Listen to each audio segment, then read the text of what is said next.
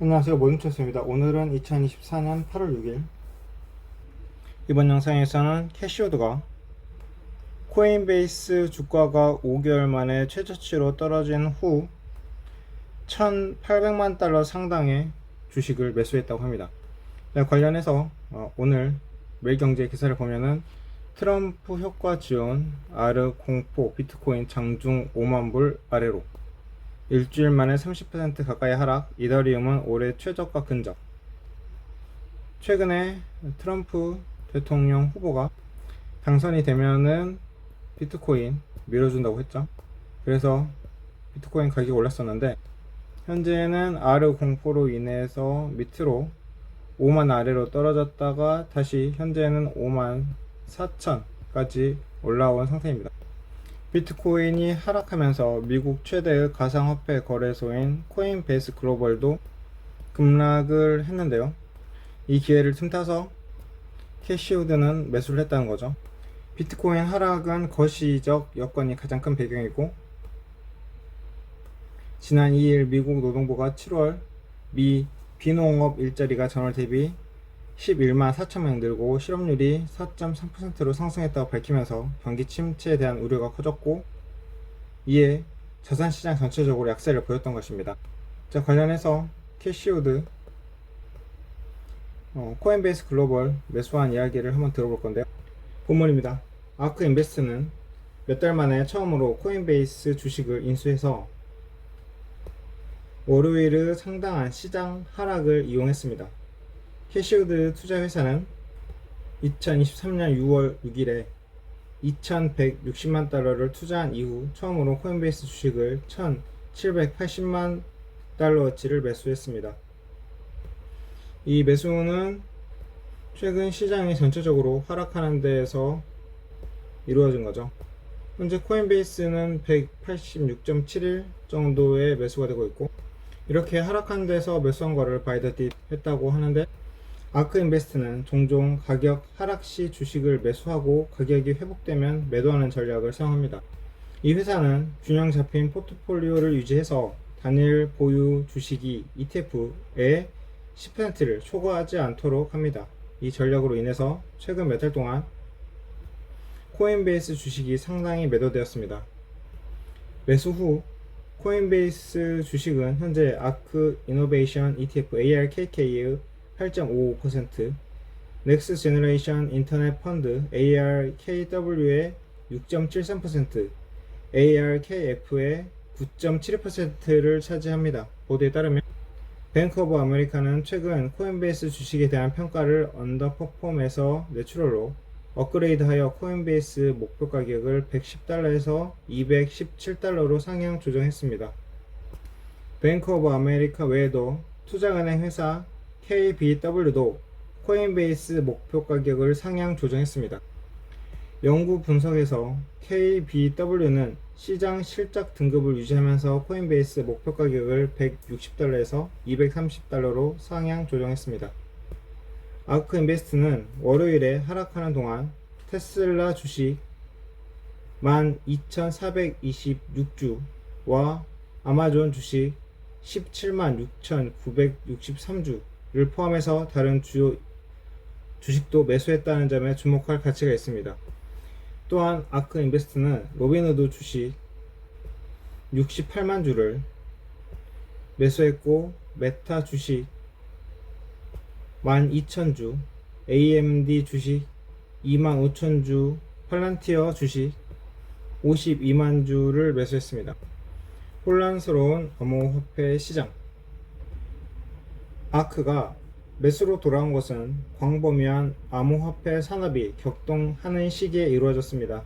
월요일에 비트코인은 5만 달러로 폭락하여 2024년 2월 이후 최저 수준을 기록했습니다. 다른 암호화폐도 상당한 손실을 입었는데, 이더리움, 바이낸스 코인, 카르다노, 솔라나는 모두 지난 하루 동안 약 15% 하락했습니다. 보도에 따르면 디지털 자산 투자 상품은 지난주에 5억 2,800만 달러에 달하는 자금 유출을 보였으며 4주 만에 처음으로 하락세를 보였습니다. 이번 유출은 미국 경기 침체에 대한 우려가 커지고 지정학적 불확실성과 그에 따른 다양한 자산 클래스에 걸친 광범위한 청산으로 인해 발생한 것으로 여겨집니다. 첫 번째, 일본은행이 17년 만에 처음으로 금리를 인상하기로 한 것은 미국 달러에 대한 엔화의 구매력 하락에 대한 우려 때문이며, 이는 위험 자산 시장에서 우려를 불러일으켰고 광범위한 매도를 촉발했습니다. 또한 이스라엘과 주변 국가 간의 긴장이 고조되면서 시장의 불안이 더욱 커졌고, 더 이상의 긴장이 고조될까봐 우려하는 국가들은 예방 조치를 취했습니다. 현재는 중동에서 이스라엘이 이란에서 가자지구 1인자를 죽였죠. 이제 그러므로 인해서 이스라엘이 계속 이란에 싸움을 걸고 있는 거예요.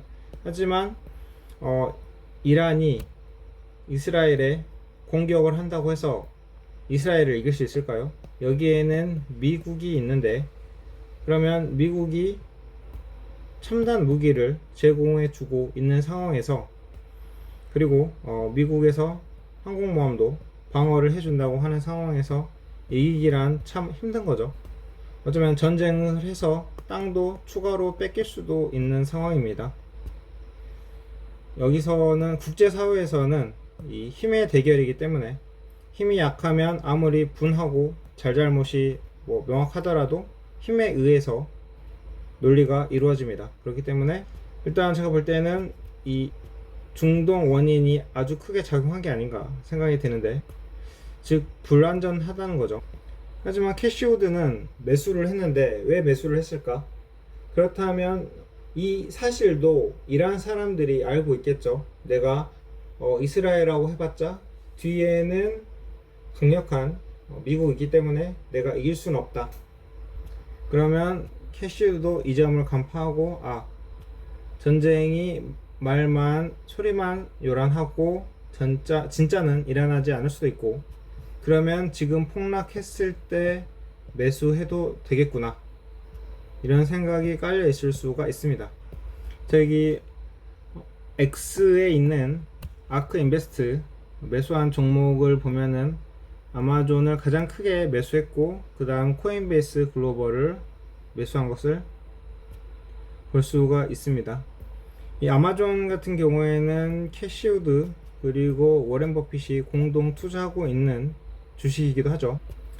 자, 차트를 보자면 지금 이 코인베이스는 한 번, 두 번, 세 번, 네 번 통통통통 하면서 이렇게 올라갔다가 쌍봉 만들면서 급락을 했는데, 여기에서 만약 트럼프가 대선의 승자로 여겨진다면 현재는 매수 타이밍이기도 한 거죠.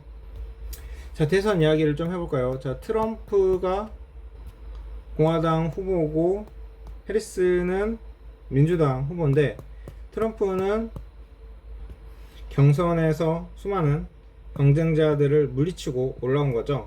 하지만 해리스는 바이든이 사퇴하면서